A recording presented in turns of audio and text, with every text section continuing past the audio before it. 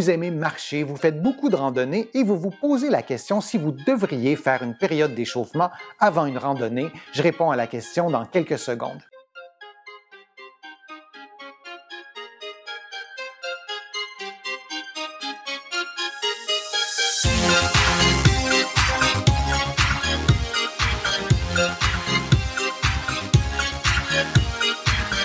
Je suis Denis Fortier. Si vous êtes nouveau ici sur ma chaîne YouTube, je vous conseille de vous abonner en cliquant sur le coin inférieur droit de l'écran. Je vous invite aussi à vous abonner gratuitement à mon infolettre en visitant mon site web, le www.denisfortier.ca. Vous allez pouvoir aussi prendre un rendez-vous en ligne. J'offre des téléconsultations et vous allez pouvoir aussi faire une contribution, ce qui m'aide à vous offrir de plus en plus de contenu. Maintenant, la marche, la randonnée, c'est une activité extraordinaire. Vous le savez, je suis convaincu de ça. J'ai écrit un livre qui s'intitule « Lève-toi et marche » qui vous donne vraiment beaucoup d'informations sur les bienfaits de la marche, comment la pratiquer. Et vous m'avez beaucoup écrit pour me demander est-ce qu'on devrait faire une période d'échauffement avant d'aller faire une randonnée. D'abord, avant toute chose, souvenez-vous que pour diminuer le risque de blessure d'une activité physique, faire une période d'échauffement, c'est ce qui vous protège le plus des blessures. Alors, si vous êtes à risque de blessure, si vous avez déjà eu des douleurs au dos, si vous avez une fragilité à une cheville, par exemple, oui, c'est essentiel de faire une période d'échauffement. Si vous n'êtes pas à risque, si vous n'avez pas de problème musculo-squelettique aux membres inférieurs, aux hanches, aux genoux, aux chevilles ou au bas du dos, ce n'est pas indispensable de faire une période d'échauffement dans un contexte où vous allez faire une randonnée qui a un niveau de difficulté faible. Si vous allez marcher en ville, sur du plat, en utilisant des sentiers balisés qui ont des surfaces relativement régulières, il n'est pas indispensable de faire une période d'échauffement. Ce que je vous conseille plutôt, c'est de marcher un peu plus lentement au début, pendant les 5 premières minutes, et ensuite d'accélérer le pas, d'accélérer la cadence pour arriver à votre rythme de marche normal. Vos articulations seront réchauffées et ça fera l'affaire. Si vous allez faire une randonnée avec un sac à dos, si vous allez faire une randonnée qui a un niveau de difficulté plus élevé parce qu'il y a un dénivelé, parce que vous allez marcher pendant 4 ou 5 heures, s'il y a différents paramètres qui augmentent le niveau de difficulté, oui, c'est essentiel de faire une période d'échauffement d'environ 5 minutes. Un mouvement que vous pourrez faire, et moi je vous suggère de le faire en position assise d'abord, même dans un contexte de randonnée,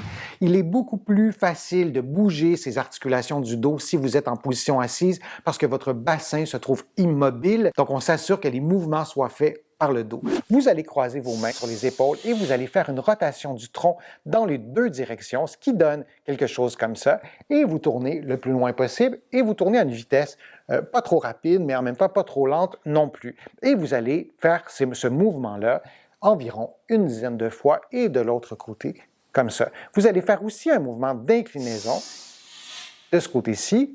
C'est un peu comme si vous souhaitiez approcher votre tête et vos épaules d'un côté. Attention, lorsque vous faites l'inclinaison, vous ne faites pas une rotation en même temps. On veut travailler ces mouvements-là de façon isolée. Si vous ne faites que ces mouvements-là, à mon sens, ça donne pas grand-chose. Moi, je vous conseille plutôt de faire ensuite des mouvements combinés et c'est là qu'on aura un effet d'échauffement un peu plus grand.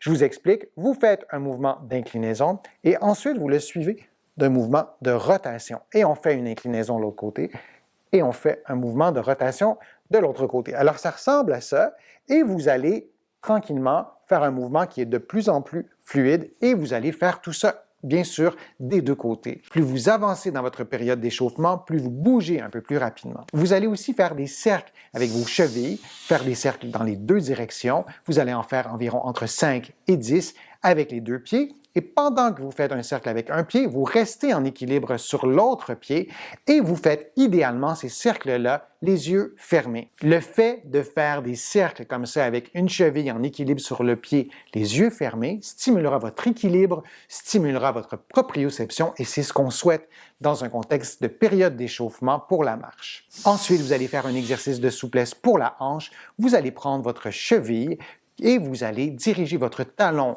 vers la fesse. Vous pouvez vous tenir, si vous le souhaitez, sur un point d'appui pour l'équilibre.